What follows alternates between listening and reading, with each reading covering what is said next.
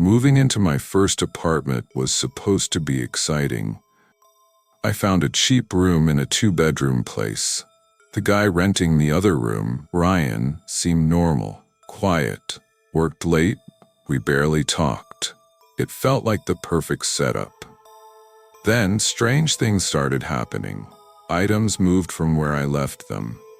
My clothes disappeared and reappeared freshly washed.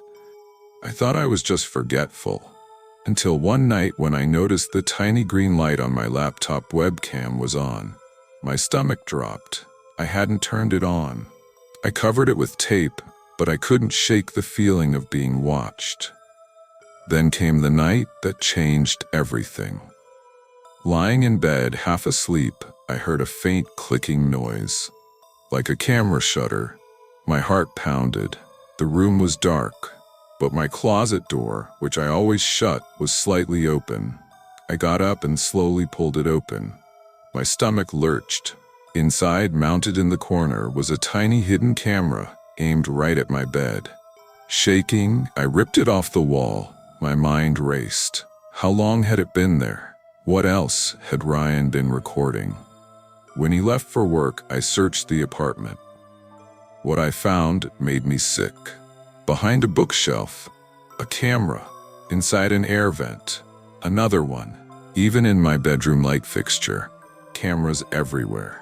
I packed and left that night. Reported Ryan to the police, but when they arrived, he was gone. The landlord claimed he never had a lease. He paid cash every month. I still don't know where those recordings went, or if Ryan was even his real name.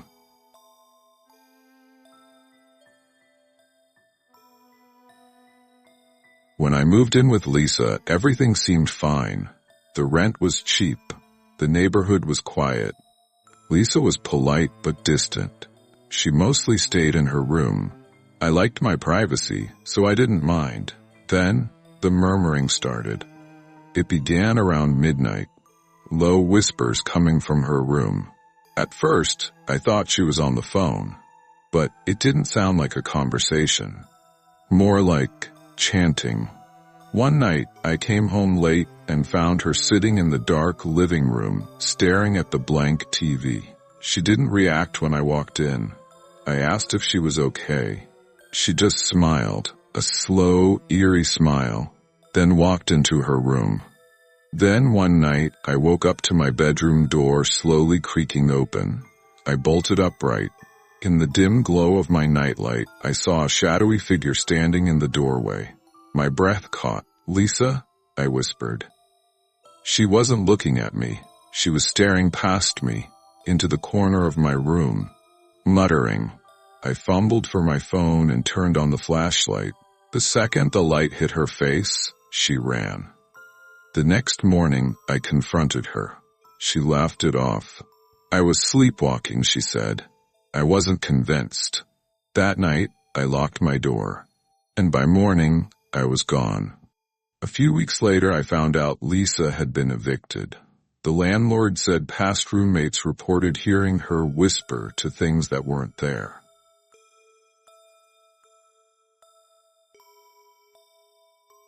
I thought I got lucky when I found a cheap apartment with a guy named Chris.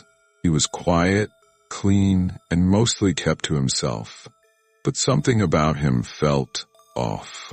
Chris spent hours in the bathroom, even in the middle of the night. Every few days he'd carry a large, heavy bag out of the apartment and return hours later, empty-handed.